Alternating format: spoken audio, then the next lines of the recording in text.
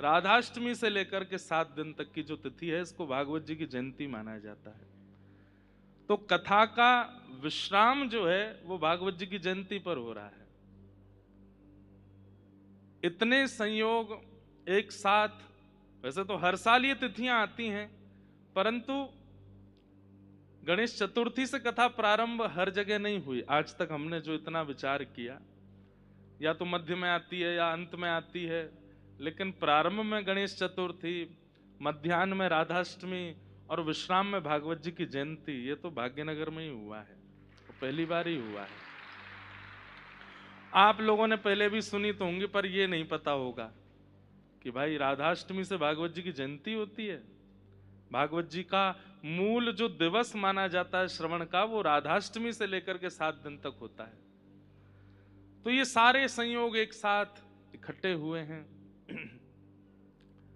कथा तो खाटू श्याम जी में होनी थी, 2 महीने पहले तक भी वही व्यवस्थाएं चल रही थी, लेकिन खाटू श्याम जी बोले कि भैया हमारा मन कर रहा है कि हैदराबाद में हो। तो 2 महीना पहले सब कुछ हैदराबाद, और हैदराबाद में क्यों हो रही है, ताकि यहाँ के युवा और यहाँ के वैष्णवों को थोड़ी जागृति की जाए। खाटू श्याम जी तो जागृत हैं, वृंदावन तो जागृत है, बरसानो तो जागृत है, द्वारिका जागृत है, जगन्नाथपुरी जागृत है, बद्रीनाथ जागृत है। शायद ठाकुर जी यहां जागृति करना चाहते हैं, इसलिए वो कथा जो, और आज से नहीं 2 साल पहले से निश्चित थी ये कथा, पर अचानक 2 महीना पहले भाग्यनगर में हो गई, क्योंकि ठाकुर जी चाहते हैं कि यहाँ के वैष्णवों में जागरण हो, जागृति हो। जागृति किस बात की? अपने धर्म के प्रति जागृति, अपनी संस्कृति के प्रति जागृति, अपने नियमों के प्रति जागृति, अपने कर्तव्य के प्रति जागृति, अपने जीवन के प्रति जागृति। हमारे श्याम जी महाराज विराज रहे हैं, जिनके द्वारा खाटू श्याम जी की प्रधान सेवा खाटू धाम में होती है। और एक बात और बता दें, हम अपने जीवन काल में 28 वर्ष बाद खाटू धाम गए थे। अभी रेवासा में कथा थी, और महाराज जी का पहले ही भाव था कि हमने कहा देखो आज तक हम 2-3 बार प्रयास कर चुके, पर खाटू श्याम जी नहीं जा पाए, लेकिन खाटू श्याम जी कह रहे हैं खाली हाथ मत आओ, कथा लेकर के आओ, कथा सुनाने आओ। तो जब कथा का स्थान परिवर्तित हुआ तो कई लोग बड़े निराश हो गए कि भाई, हमें भी लगी कि भाई ऐसो का है कि खाटू श्याम जी बुला ही नहीं रहे हैं। इस बार भी कथा होनी खाटू श्याम में, वो भी परिवर्तित हो गई। लेकिन फिर वैष्णव वो है जो हर परिस्थिति को सकारात्मक रूप से स्वीकार करे। पाम भी टूट जाए तो उसमें भी यही सोचे कि कुछ अच्छा ही सोचा होगा ठाकुर जी ने। कोई बहुत अपना व्यक्ति छोड़ करके चला जाए, उसमें भी यही विचार करे कि ठाकुर जी शायद कुछ भला करना चाहते हैं, इसीलिए सब हो रहा है। तो हमने फिर विचार किया, हमने की कथा तो हो नहीं पाई, लेकिन उसके 2, यहां से पहले जयपुर थी, जयपुर से पहले रेवासा थी। तो रेवासा में महाराज जी का भाव था कि आप खाटू धाम चलें दर्शन करने। हमने कि हम वहीं जाएंगे और जबरदस्ती सही एक श्लोक सुना के वहीं से कथा प्रारंभ करेंगे। तो वहीं से कथा प्रारंभ करके आए। लेकिन भाग्यनगर आने का कथा का मूल उद्देश्य क्या है? जागृति। कल हमने भाग्य लक्ष्मी मैया का आपसे भाव रखा था कि भाग्यनगर की रानी 4 मीनार के कोने में बैठी है। पहले तो मुझे पता ही नहीं था, जब मैं गया तो मैंने सोचा ये 4 मीनार पीछे बड़ा मंदिर होगा। जब हम गए तो स्थान ही छोटा सा है। मन में भाव आया कि अगर हम आप सब लोग प्रयास करें तो शायद माँ और दिव्य रूप में विराज सकती हैं। दिव्यता तो वहां प्रकट होती है नवरात्रि में, दीपावली पर वो सब दिव्य बनता ही है। और दूसरी जागृति का कारण है हैदराबाद भाग्यनगर बने, और भाग्यनगर में गौ सुरक्षित हो। इस कथा का जो मूल, यहाँ के कथा के जो यजमान हैं खाटू श्याम जी हैं। वैसे तो निमित्त यजमान कई बने हैं, पर मुख्य यजमान तो श्री खाटू श्याम जी हैं। और ठाकुर जी को अति प्रिय कौन है? हमारे ब्रज में एक रसिया गाते हैं, और वो रसिया स्वयं ठाकुर जी गा रहे हैं। गैया लगे हो अति प्यारी, जग पालनहारी, गैया लगे। ठाकुर जी कहे मोह सबसे ज्यादा प्रिय कौन है संसार में? बोले गैया। अरे कहा बताएं भैया, यशोदा मैया ने गलती तो यूं कह दी कि गैया तो जानवर है, तो ठाकुर जी ने 2 दिन तक भोजन नहीं किया। और मैया से बोले मैया तेने गैया को जानवर कह दई, मुंह को तो लगे तू बाबा वो जानवर है। लाला ऐसा कह रहा है? बोले हम गैया को दूध पी में और तू को जानवर के। मैया मैंने तेरो दूध पियो तो तू भी जानवर है? मैया बोली लाला गलती है, अपराध है, कहा करूं बता। बोले गैया को जानवर नहीं बोलेगी।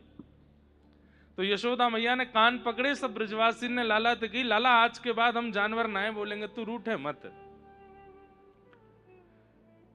मैया के द्वारा जानवर कहवे थे, जब इतनी बुरी ठाकुर जी को लग सके। हम तो व्यवहारी जानवर वाला करते हैं गैया के साथ, ठाकुर जी हमको कैसे रीस सकते हैं हमसे? हम प्राचीन भक्तों की कथा सुनते हैं, प्राचीन भक्तों की एक चीज अर्पण होने पर ठाकुर जी प्रत्यक्ष प्रकट हो जाते थे, और हम लोग इतना कुछ देते हैं फिर भी ठाकुर जी प्रसन्न नहीं होते। क्यों? कहीं ना कहीं ठाकुर जी की प्रिय गैया हमसे दुखी है, हमारी सेवा वहां हो नहीं रही। तो मुख्य यजमान तो खाटू श्याम जी हैं, स्वयं चल के खाटू धाम से आए हैं, यहां बैठे हैं। किस लिए? कि भाग्यनगर के लोग यहाँ की गौशाला, यहाँ की गैयाओं की तो सुरक्षा करें।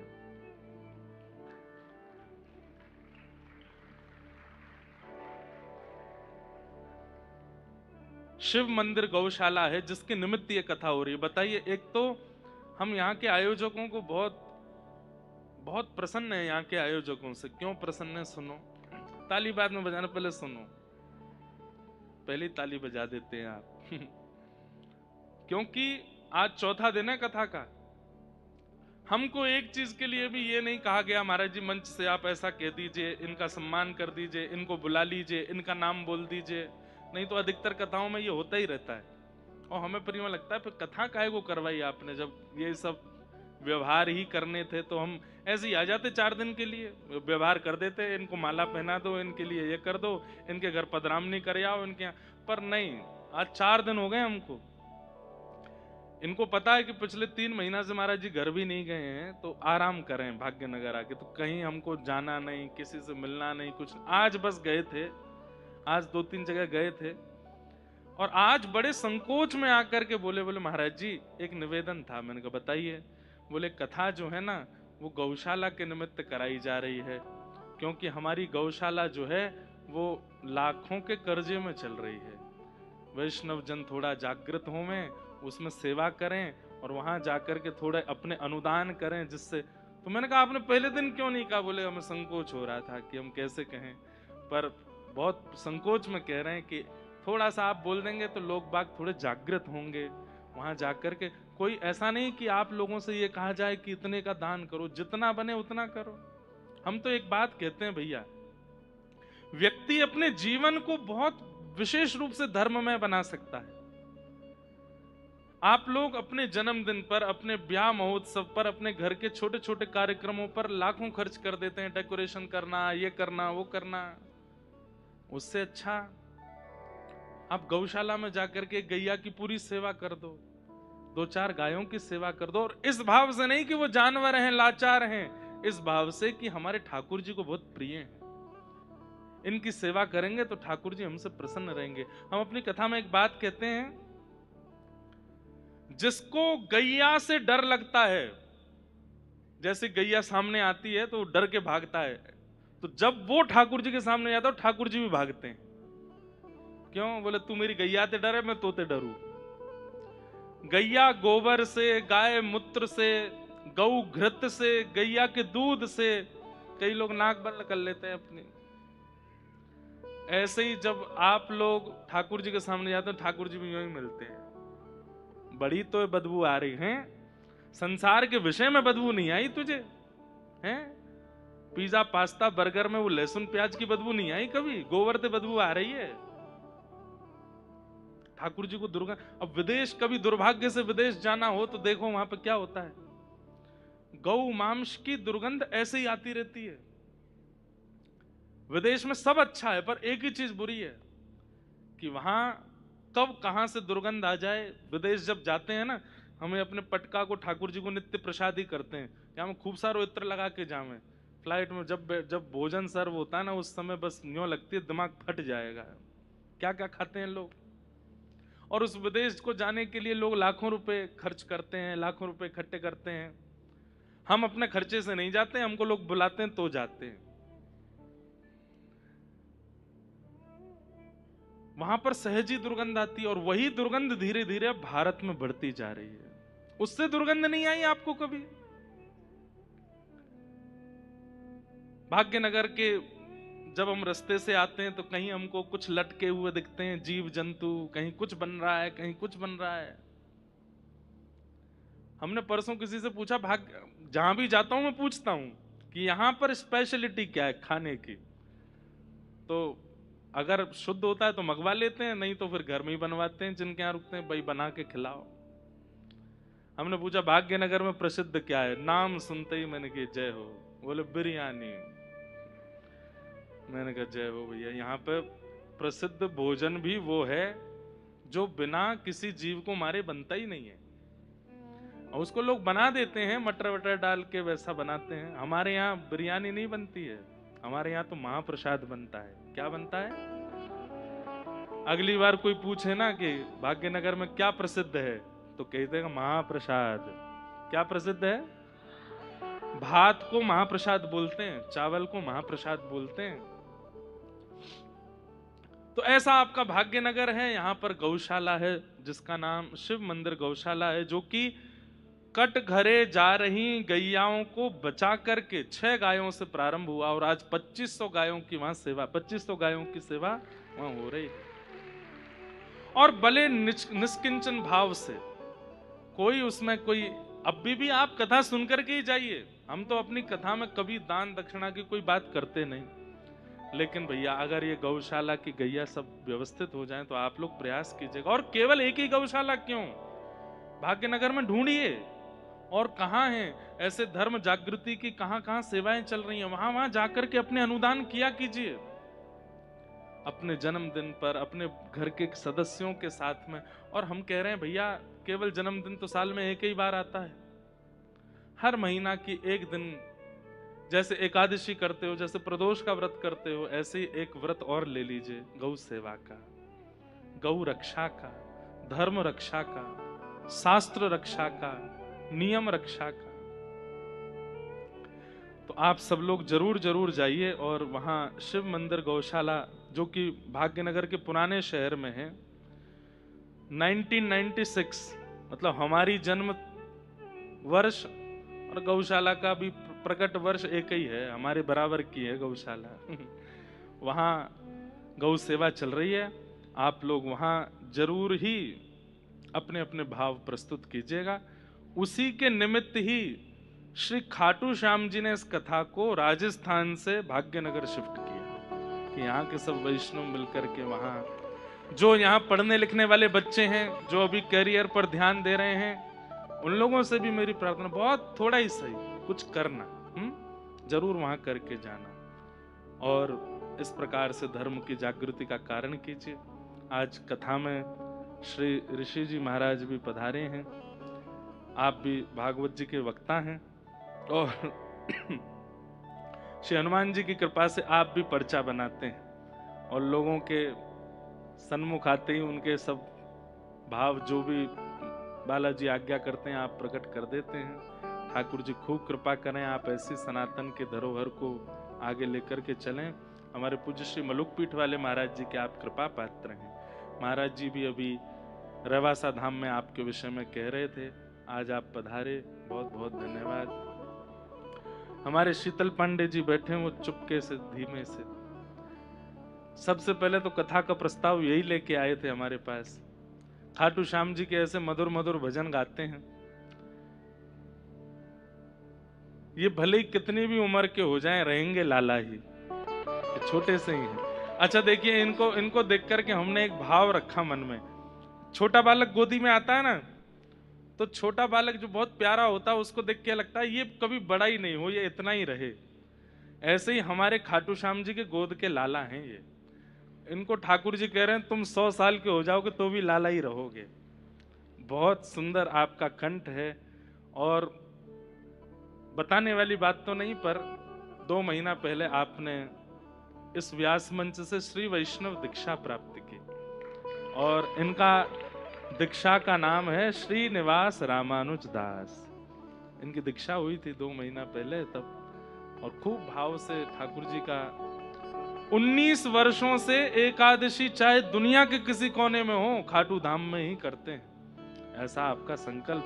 बंधुओं देखिए, इस नियम का पालन आप नहीं कर सकते, ये ठाकुर जी करवाते हैं, ये ठाकुर जी ही।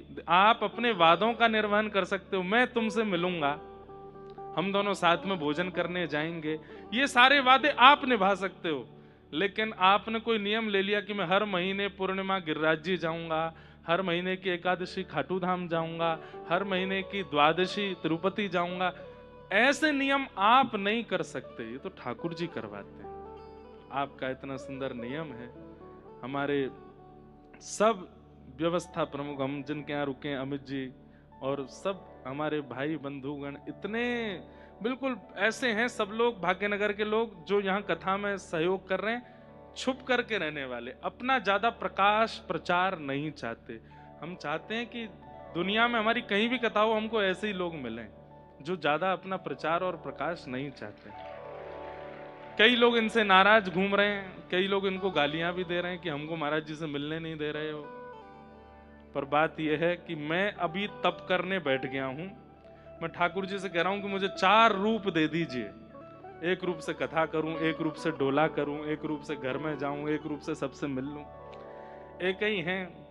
अभी अवस्था भले ही कम है हमारी, लेकिन हमको इतनी ज्यादा व्यस्तता हो जाती है कि जिसके कारण बहुत डिसबैलेंस हो जाता है। तो इसलिए कल राधाष्टमी का उत्सव है, सुबह 8 बजे आप लोग यहीं बगल में एक और स्थान है जहां राधाष्टमी का उत्सव मना रहे हैं हम लोग।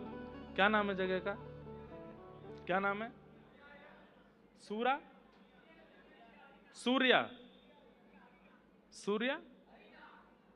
अरीना। सूर्या तो प्रसिद्ध है, हाँ? 8 बजे। अच्छा, जहां डेली सब श्रोताओं की प्रसादी हो रही है, सूर्या अरेना करके है, वहां पर कल राधाष्टमी का उत्सव मनाया जाएगा। सुबह बाल भोग की भी वहां सबकी व्यवस्था है, लेकिन व्रत रखना, कल राधाष्टमी है। और फिर भी वहां व्रत की भी, फलाहार की भी व्यवस्था रहेगी। तो जो लोग भी सुबह 8 बजे वहां उपस्थित हो जाइएगा। 9 बजे गिरधर लाल जी का अभिषेक प्रारंभ हो जाएगा। अभिषेक का दर्शन करेंगे सब लोग, पंचामृत अभिषेक होगा, और अभिषेक के बाद ठाकुर जी, फिर पर्दा लग जाएगा, ठाकुर जी भीतर विराजेंगे, श्रृंगार चलेगा, उतनी देर बधाई गायन चलता रहेगा। हम आप सब लोगों से उतनी देर मिल लेंगे। सब लोगों के जो भी भाव होते हैं, आपके जो भाव हैं, जो भी चीज हैं, अब इतनी देर बात तो कर नहीं सकते, तो लिख करके हमको देते जाइएगा, हम सबके भाव पढ़ लेंगे। बाद में फिर कथा में सबका समाधान या जो भी आपकी स्थिति होगी वो करेंगे। तो कल वहां ऐसी व्यवस्था हो जाएगी, 1-1.5 घंटा ठाकुर जी का श्रृंगार चलेगा। उतनी देर हम सब लोगों से एक एक करके मिलते रहेंगे, आप लोग आके आके मिलते जाना, फिर बैठते जाना, फिर दर्शन खुलेंगे। उसके बाद खूब बधाई गाएंगे, नाचेंगे, ऊधम मचाएंगे, दधी काना करेंगे, और कल भाग्यनगर को बरसाना बनाना है। बरसाने बजत बधाई, कीरत ने लाली जाई। अरे बरसाने बजत बधाई, कीरत ने लाली। भाई लोग सब कल धोती पहन के आना, धोती पहन करके, कुर्ता पहन के, बगलबंदी पहन के, और माताएं बहनें सब कल बढ़िया सुंदर अपने भारतीय वेश में आइएगा। ज्यादा आभूषण पहन करके मत आना, जितना हो सके हृदय को आभूषित करके आइएगा। कल बड़े आनंद के साथ हम लोग राधाष्टमी का उत्सव मनाएंगे। पहले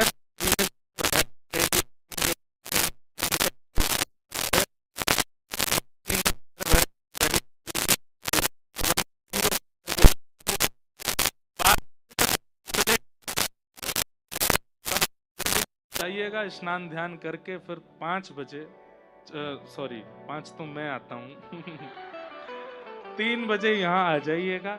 देखो एक बात बोलूं, मैं रोज आना चाहता हूँ 4 साढ़े 4 के बीच में, पर इतना ट्रैफिक रहता है आपके भाग्यनगर में, रोज कहीं फंस जाते हैं, कहीं जाम लग जाता है, कहीं कुछ हो जाता है, इसलिए हमको बहुत देरी हो जाती है।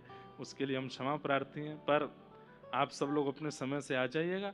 फिर श्री किशोरी जी के प्रादुर्भाव की कथा कल कथा में सुनाएंगे, कैसे हमारी लाडली जी प्रकट हुई, कैसे आज जन्मोत्सव और कल नंदोत्सव और राधाष्टमी उत्सव दोनों साथ में, सुबह भी और शाम को भी कथा में कल मनाया जाएगा। रविवार है, सबकी छुट्टी है, जिन जिन जगह आप लोगों की मीटिंग फिक्स है सब कैंसिल कर देना, कल कुछ नहीं करना है, कल को दिन तो किशोरी जी पे न्योछावर करना है, बस ऐसे भाव से कल कथा होगी।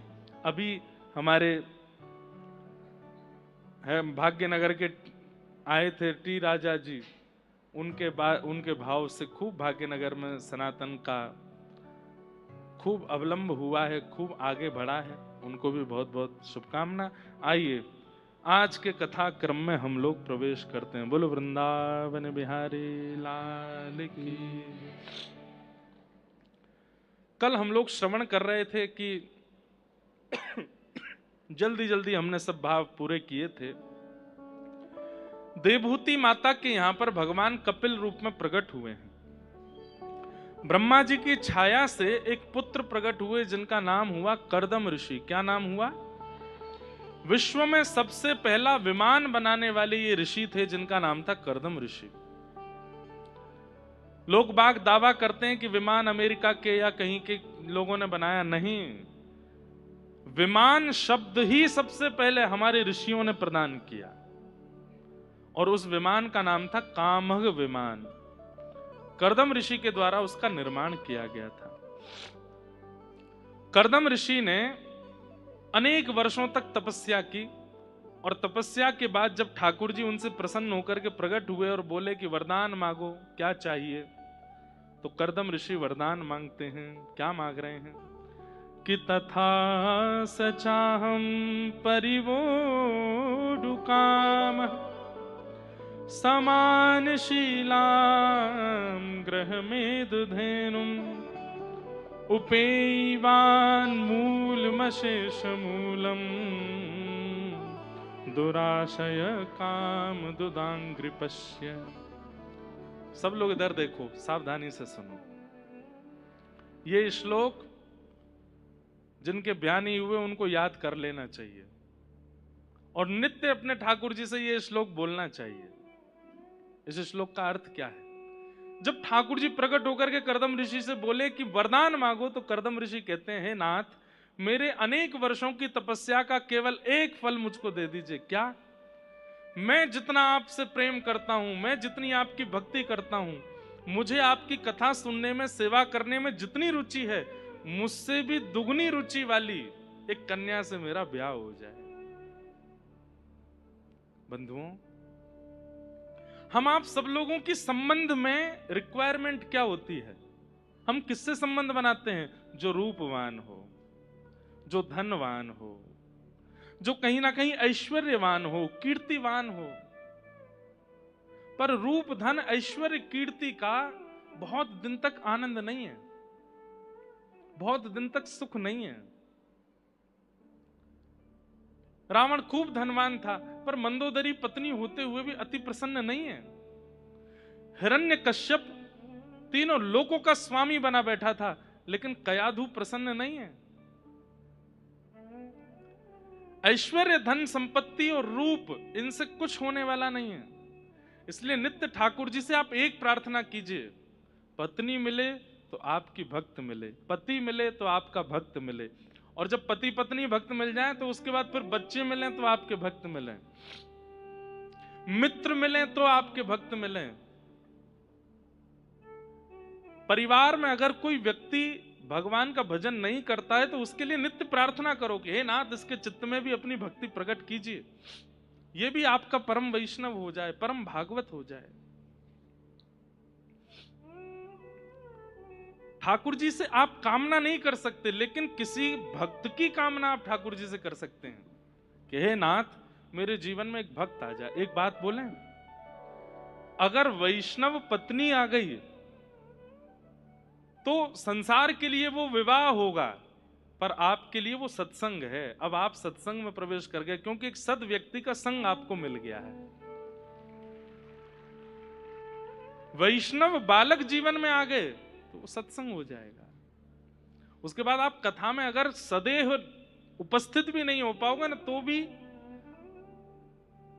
आपका भजन ही माना जाएगा। क्यों? जिसका संग आप कर रहे हैं वो परम वैष्णव है। इसलिए हमारी आपसे प्रार्थना है, ठाकुर जी से आप संबंध के रूप में एक वैष्णव की कामना करो। अच्छा, एक बात और सुन लीजिए।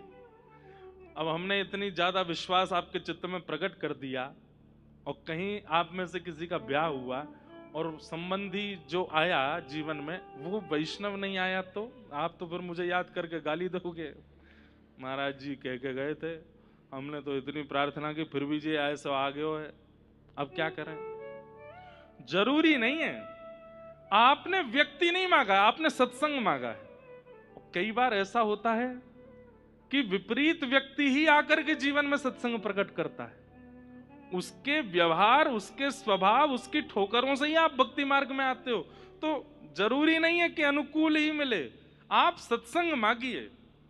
अगर अनुकूल पति के आने से होगा तो अनुकूल दीजिए, प्रतिकूल के आने से हो तो प्रतिकूल दो। हम आपसे दूर ना रहें, बस जीवन ऐसा बना दीजिए जिससे आपका सामिप्य बना रहे ठाकुर जी, बस ये प्रयास कीजिए, हम आपसे दूर ना हों। गोस्वामी तुलसीदास जी महाराज, जिन्होंने पूरे विश्व को रामचरितमानस प्रदान की, मैं कथा में सुनाया करता हूं। एक बार उनकी प्रयाग में कथा चल रही थी, तो एक ब्राह्मण आया, और ब्राह्मण आकर के बोला, आप इतने सुंदर हैं, गुणवान हैं, बुद्धिमान हैं, मेरी बेटी से ब्याह कर लीजिए। गोस्वामी तुलसीदास जी बोले, हम नहीं करेंगे।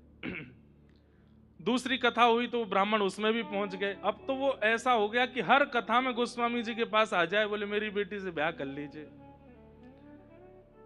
गोस्वामी जी ने कहा, अगर महादेव प्रकट होकर के कह देंगे तो करूंगा, क्योंकि भैया अब हमारा जीवन राम जी का हो गया है। हम ऐसे किसी से भी ब्याह नहीं कर सकते, हम उसी से ब्याह करेंगे जो हमारी तरह वह भी राम जी से प्रेम करे और उसके कारण हमारी भक्ति और बढ़े।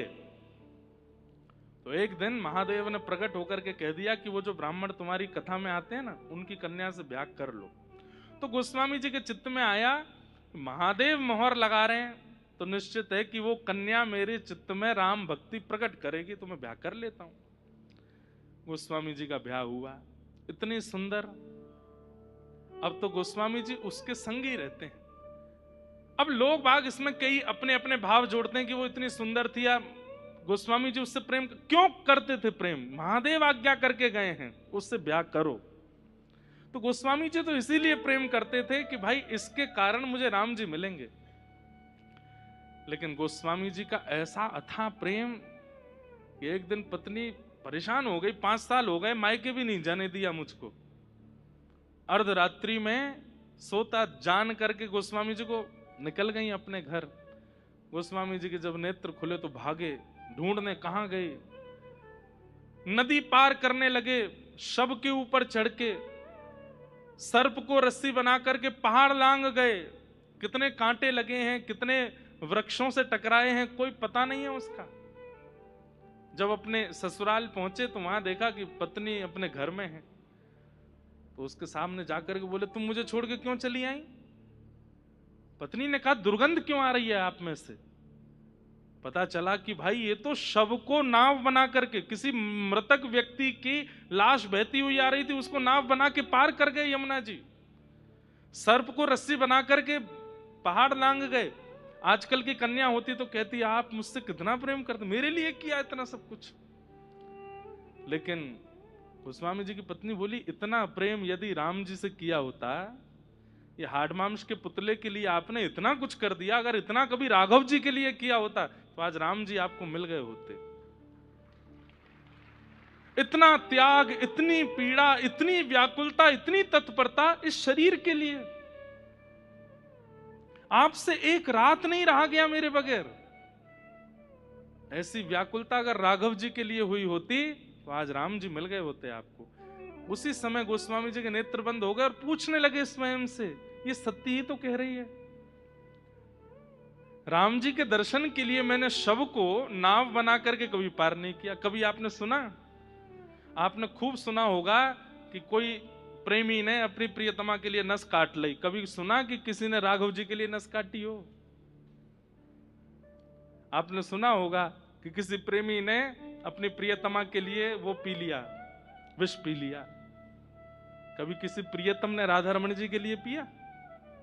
हाँ पिया था, मीराबाई ने पिया था।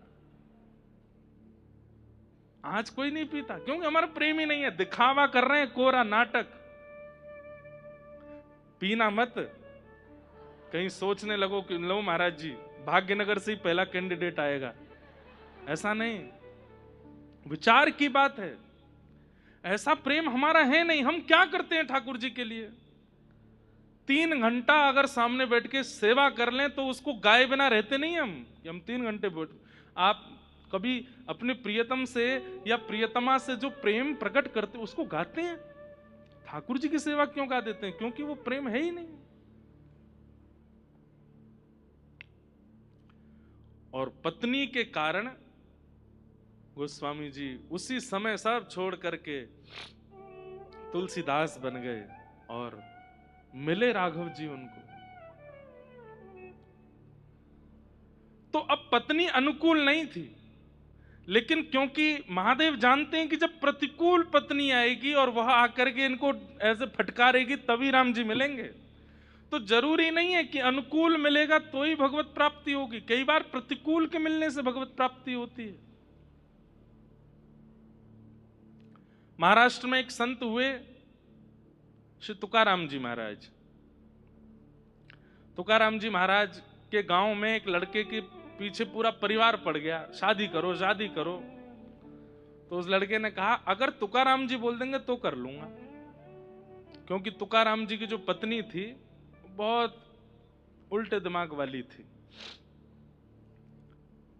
तो उस लड़के ने कहा तुकाराम जी कभी नहीं कहेंगे कि तू ब्याह कर। भाई खुद जला हुआ व्यक्ति दूसरे को क्यों जलाएगा? तो उसने घर वालों से कहा तुकाराम जी से बुलवा दो, अगर वो बोल देंगे तो मैं ब्याह कर लूंगा। घर वाले सब गए, तुकाराम जी हमारा बेटा कहता है कि आप कह दोगे तो वो ब्याह करेगा। बेटा बड़ा प्रसन्न, बोले ये कभी नहीं कहेंगे।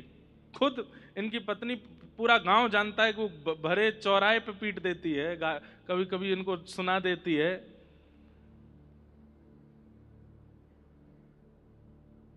तुकाराम जी बोले कहाँ है बेटा? बोले वो खड़ा, इधर आओ। बोले जितना जल्दी हो सके ब्याह करो। उसने कहा महाराज आप कैसे कह सकते हैं? आप खुद इतना जूझ रहे हैं अपने जीवन में, ऐसी विपरीत पत्नी प्राप्त करने के बाद आप दूसरों को, ये तो आप अधर्म कर रहे हैं। कि मतलब कोई व्यक्ति निकल के गया मार्ग से तो उसको चाहिए कि मैंने जो दुविधाएं सहन करी मैं आने वाले यात्रियों को सावधान कर दूं कि भाई आगे का मार्ग खतरे से भरा है। लेकिन कई लोग होते हैं वो दुविधाएं सहन करने के बाद सोचते हैं कि मैंने सहन करी, दूसरों को भी होनी चाहिए। तो दूसरों से क्या कहते, बहुत बढ़िया रास्ता जाओ। और जब वो गिरने लगे पड़ने लगे बोले अब आया मजा, अकेला मैं पीड़ित नहीं हूं, ये भी है। तो बोले आपने तो ऐसा काम किया है कि आप अकेले पीड़ा सहन कर रहे थे, तो आपने विचार किया कि ये भी एक सहन करने वाला हो जाएगा तो अच्छा लगेगा। तुकाराम जी बोले नहीं ऐसा नहीं है। तो फिर क्या है? बोले देखो अनुकूल पत्नी मिल जाए तो तुम विट्ठल भगवान का प्रेम से रोज दर्शन करने जाना, हर महीने जाया करना। और प्रतिकूल पत्नी अगर आ जाए, जैसे मेरी पत्नी है, तो एक गांव में 2 तुकाराम हो जाएंगे। फिर मैं भी तू भी, दोनों एक से हो जाएंगे। अपना उत्तराधिकारी भी तो चुनना है मुझको। इसलिए अनुकूल और प्रतिकूल दोनों स्थितियों को स्वीकार कीजिए। देखिए प्रसाद का एक नियम होता है, पुजारी जी जब हाथ में देते हैं तो हम उसको पा लेते हैं, लेकिन कई बार वो हाथ से गिर जाता है तो भी हम उठा के पा लेते हैं। प्रसाद अपवित्र नहीं होता। ऐसे जीवन में अनुकूल और प्रतिकूल दोनों प्रसाद है, दोनों को सेवन कर लो, दोनों को स्वीकार कर लो। कई बार प्रतिकूलताएं हमारे निर्माण के लिए अति आवश्यक होती हैं। अगर वो प्रतिकूलता जीवन में नहीं आएगी तो हमारा निर्माण नहीं हो पाएगा। इसलिए तैयार रहिए, जो आवे जीवन में, अनुकूल हो प्रतिकूल हो, सबको स्वीकार करो। पर एक चीज का ध्यान रखना है, जो हरि विमुख है, जो हरि से दूर करने वाला है, बस उसका अति संग मत कीजिएगा। शरीर से भले ही आपको संग रहना पड़े, हृदय में उसको स्थान मत दीजिएगा, चाहे वो अपना ही पुत्र क्यों ना हो, उसको हृदय में स्थान मत दीजिएगा। जो हरि विमुख करने वाला, तजोरे मन हरि विमुखन को संग, जाके संग कुमति उपजत है, पड़त भजन में भंग। कहा होत पै पान कराए, विष नहीं तजत भुजंग। सूरदास कारी कामर पे, चढ़े न दूजो रंग। तजोरे मन हरि विमुखन को संग। तो कर्दम ऋषि ने भगवान को प्रकट करके क्या मांगा? मुझसे भी ज्यादा आपसे प्रेम करने वाली एक कन्या से मेरा ब्याह हो जाए। भगवान इतने प्रसन्न हो गए, कर्दम ऋषि से कहा ठीक है, पृथ्वी के प्रथम मानव स्वयंभू मनु की पुत्री देवहूति के साथ आपका ब्याह होगा। और मैं आपसे इतना प्रसन्न हूं कि मैं एक वरदान अपनी तरफ से दे रहा हूं कि आपके यहां पुत्र बनकर के मैं ही आऊंगा। और कर्दम ऋषि के 9 पुत्रियां हुई और 10वें संतान के रूप में भगवान कपिल का प्रादुर्भाव। बोलो कपिल भगवान की जय। एक बात बोलें, वैसे तो ये मेरे मन का भाव है, अनेक भक्तों के चरित्र पढ़ने के बाद, भागवत जी की 10 वर्ष सेवा करने के बाद एक चीज समझ में आई, ठाकुर जी से कुछ मांगो चाहे मत मांगो, ठाकुर जी पूरा करें ना करें ये उनकी इच्छा है। पर जिस किसी ने भी ठाकुर जी को संतान रूप में मांगा है ना, ठाकुर जी किसी ना किसी रूप में आते जरूर है। कितनों को देखा मैंने।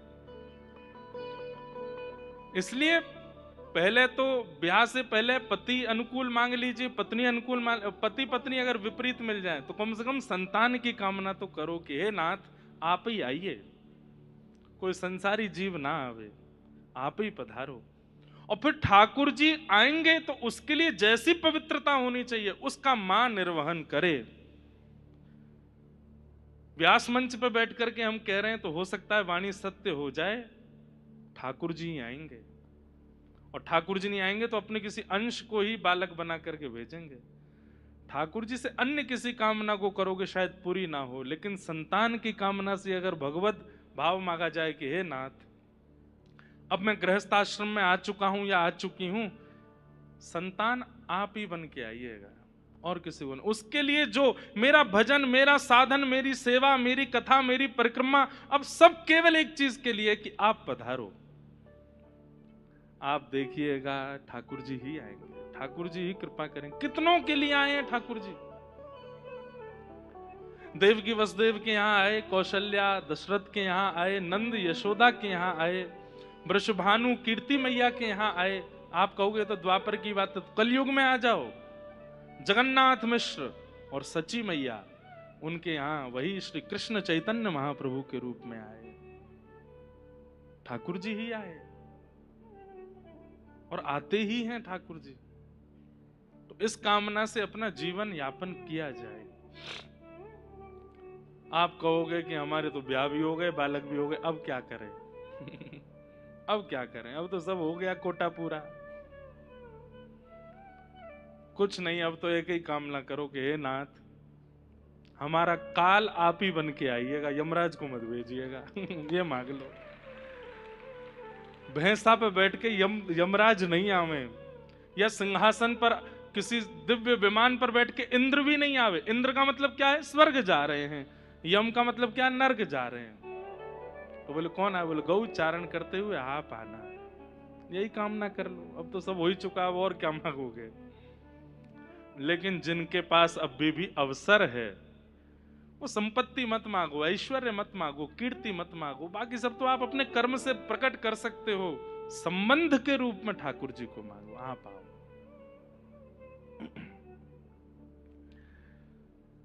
तो कर्दम ऋषि और देवहूति माता के यहां भगवान कपिल प्रकट हुए। कपिल भगवान की बाल अवस्था का ज्यादा वर्णन नहीं है, आप धीरे धीरे बड़े होने लगे। कर्दम ऋषि तो तपस्या के लिए वन में चले गए। देखो एक बात स्पष्ट है, साक्षात भगवान का दर्शन करने के बाद भी भजन जरूरी है, क्योंकि प्रत्यक्ष दर्शन रावण को भी हुआ है, प्रत्यक्ष दर्शन कुंभकर्ण को भी हुआ है, कंस को भी हुआ है, शिशुपाल दंतवक्र को भी हुआ है, अरे कहां तक कहें मंथरा को भी होते थे राम जी के प्रत्यक्ष दर्शन। दर्शन से मति नहीं बदली, मति तो भजन से ही बदलती है, मति तो नाम जप से ही बदलती है, मति तो संकीर्तन से ही बदलती है। इसलिए प्रत्यक्ष दर्शन हो भी जाए, कभी ठाकुर जी प्रत्यक्ष आ भी जाएं, उसके बाद भी भजन मत छोड़िएगा। कुम्मन दास जी की एक चरित्र आता है कि कुम्मन दास जी जब अपने खेत में बुवाई करते थे ना, तो पीछे ऐसे अपनी पीतांबरी में ठाकुर जी बीज डाल करके चलते ऐसे करके, और कुम्मन दास जी के खेत में ऐसे बीज उछालते हुए चलते ठाकुर जी, आगे आगे खुरपी से मेड़ बनाते चलते श्री कुम्मन दास जी, और पीछे पीछे ठाकुर जी चलते। कुम्मन दास जी को पता होता ठाकुर जी संग चल रहे हैं। ठाकुर जी कहते, बोले तुम एक काम करो, तुम खोदो, मैं बीज डालूंगा। इतना प्रेम ठाकुर जी कुम्मन दास जी से करते थे। लेकिन तभी मंदिर के घंटे घड़ियाल बजने लगे, राजभोग का समय हो गया, दोपहर के 11:30-12 बज गए, ठाकुर जी की राजभोग आरती होने वाली है। जैसे ही गिरिराज पर्वत पर घंटे घड़ियाल बजे, तो कुम्मन दास जी तुरंत खुरपी छोड़ करके हाथ धोने लगे, पैर धोने लगे, दौड़ने लगे मंदिर की ओर। ठाकुर जी अभी भी पीतांबरी में बीज लेके खड़े हैं। ठाकुर जी बोले कहां जा रहे हो भैया कुम्मना? अरे राजभोग को समय है गयो, आरती करवे जा रहा हूं। ठाकुर जी बोले दारी के मैं यहां ठाड़ा हूं, तो ऊपर मंदिर में क्या गुजार रहा है? कुम्मन दास जी का उत्तर कितना सुंदर। बोले यहां आप अपनी इच्छा से आए हो, और जब मन नहीं होगा तो चले भी जाओगे। कल को मुझसे कोई अपराध हो गया तो मैं कितना भी बुलाऊं, आप आओगे नहीं। लेकिन मंदिर में तो आपको आचार्यों ने बिठाया है, वहां से आप कहीं नहीं जाओगे, इसलिए वहां तो मैं नित्य दर्शन करूंगा, उसको कैसे छोड़ दूं? इसलिए भजन, नाम जप और कथा ये तो कभी नहीं छोड़नी है, क्योंकि प्रत्यक्ष दर्शन के बाद भी कभी कभी मति परिवर्तित नहीं होती, चित्त परिवर्तन नहीं होता, पर कथा से चित्त परिवर्तन होता है, कथा से उसमें लाभ जरूर मिलता है। हमारे पूज्य श्री अनंत दास जी महाराज पधारे हैं, जिन्हें लोग फ्लाइट बाबा के नाम से भी जानते हैं। ऐसे महाराज जी को बहुत बहुत वंदन, बहुत बहुत स्वागत।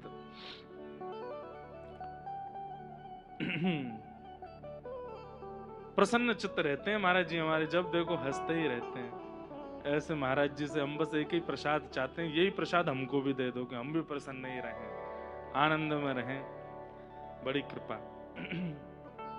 तो हम क्या बता रहे थे कि प्रत्यक्ष ठाकुर जी के प्राप्त होने के बाद भी भजन नहीं छोड़ना है, भजन तो तब भी करना है, भजन का त्याग नहीं करना। और ये बात हमने कहां से सीखी? कपिल भगवान के अवतरण से। कर्दम ऋषि के यहां साक्षात भगवान का जन्म हुआ है, लेकिन फिर भी कर्दम ऋषि वन में गए हैं भजन के लिए। देवहूति माता सामने बैठी हैं, और देवहूति माता कहती है मेरे कुछ संशय हैं, आप समाधान कर दीजिए। तो कपिल भगवान बोले मैया मैं तो आपका लाला हूं, और मां कभी अपने बालक से जिज्ञासा करती है? बोले नहीं, थोड़ी देर के लिए मैं ये भूल गई हूं कि आप मेरे पुत्र हो, आप साक्षात परमात्मा हो, इस भाव से उत्तर दीजिए, पूछिए मैया क्या चाहते हो। अनेक प्रश्न किए हैं देवहूति माता ने, सब प्रश्नों को तो हम नहीं बोल पाएंगे, पर एक दो प्रश्न बोल करके कथा में आगे बढ़ेंगे। पहला प्रश्न कि निर्वेणा नितराम भूमल असद इंद्रिय तर्षणात् येन संभाव्यमानेन प्रपन्नान्धं तम प्रभो।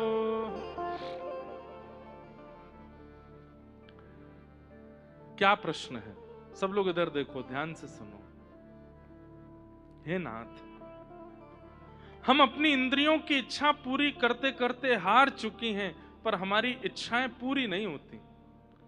जीव को कितना भी खिला दो, जीव की इच्छा पूरी हो जाती है?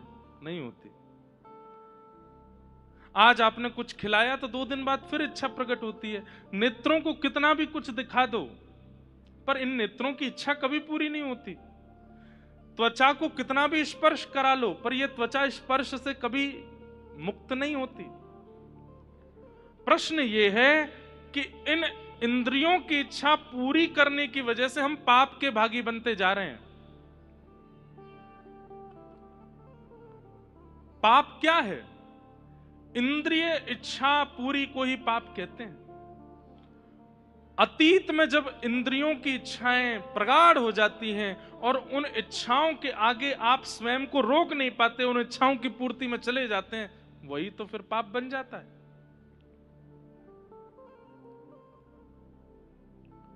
हम ऐसा क्या करें जिससे हमारी इंद्रियों की इच्छाएं समाप्त हो जाएं, सामान्य हो जाएं, या फिर इच्छा प्रकट ही ना हो?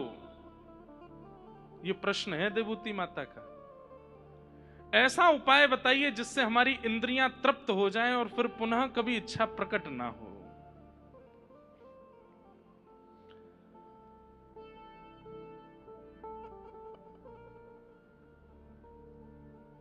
कालो न याता वयमेव याता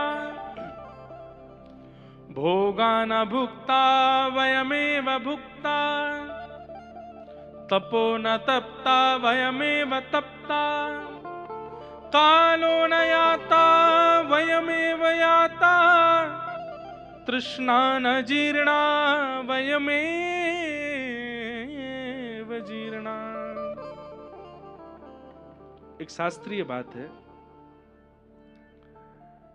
भोगा न भुक्ता वयमेव भुक्ता। हम भोग को भोगने से शुरू करते हैं, चख के देखते हैं चलो कैसा है, लेकिन एक दिन ऐसा आता है कि इतने आदी हो जाते हैं उस भोग्य वस्तु के, फिर हम ना चाहते हैं कि हम नहीं भोगें, लेकिन फिर भी उसके बिना रह नहीं पाते। अब हो क्या जाता, वो हमको भोग रहा है, वो हमारा भक्षण कर रहा है। जो लोग पीला पानी पीते हैं वो पहली बार चखने के लिए ही पीते हैं, दोस्त वस्त कह रहे हैं पी लो, एक बार चख के तो देखो कैसा है। लेकिन कुछ समय बाद जब चखते चखते चखते, आपने तो चखा था उसको, लेकिन उसने आपको पसंद कर लिया। अब क्या होता है, आप चाहते नहीं है, पत्नी परेशान है, बच्चे परेशान है, परिवार के लोग परेशान बैठे हैं कि भैया बहुत बुरा कर दिया, जीवन बर्बाद कर लिया अपना पूरा। उस समय आपको भी लगता है कि मैं चाहता तो हूं कि मुझे नहीं करना है, मुझे नहीं स्पर्श करना है, मुझे नहीं इसके बारे में, पर मैं क्या बताऊं, अब मैं रह नहीं पाता। उस समय आप नहीं रह पा, वो आपका भोग कर रहा है। भोग्य वस्तु वो निर्जीव होती है, पर जब आप उसका अति सेवन करने लग जाते हैं तो वही सजीव हो जाती है और फिर आपका उपभोग करती है वो। भोगा न भुक्ता वयमेव भुक्ता। वो भोग्य वस्तु कभी खत्म नहीं होती, उसका भोग करते करते आप खत्म हो जाते हो।